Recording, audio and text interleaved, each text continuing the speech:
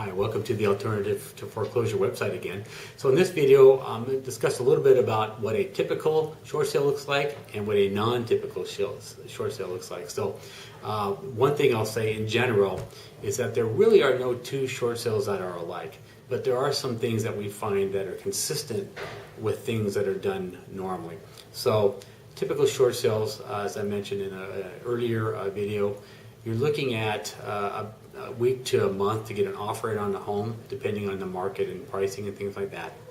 Then roughly around 6 weeks to get a bank approval, and then another 30 days for the normal escrow period of time. And so in that period of time, with a typical short sale, we are communicating directly with the bank, so we'll be asking you for financial data initially and up front. And then about every 30 days, the bank asks for an updated copy of your bank statements and things like that. We get those in there. Typical short sale comes back with an approval in about 4 to 6 weeks. And the approval, they actually, in most cases, they remove the right that they would have in some situations to come back after you for any deficiency. So typical short sale, when you do a home and you sell it short, you're clear of that, and the bank won't come back after you later.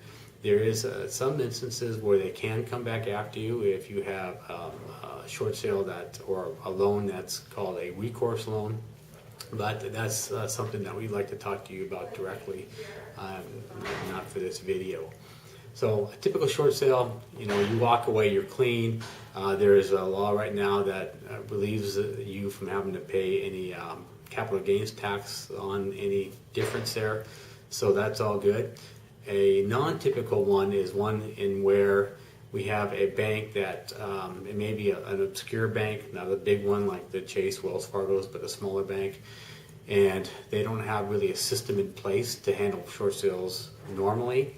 So those can tend to take a little bit longer. What we do find in some of those cases, because it's taken longer, the buyer who puts the original offer in usually isn't the one who gets the home. They usually will get tired and move on to another home, in 3 to 4 weeks after their first offer's in. So in those situations, you may have 2 or 3 buyers you go through until the bank approves the offer and allows a short sale to go through.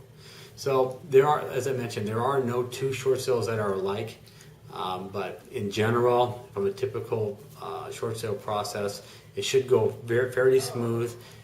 You'll have to supply all your financial information up front, and then maybe once again during the process, and then close normally, and then walk away, and you basically have that removed from your shoulders.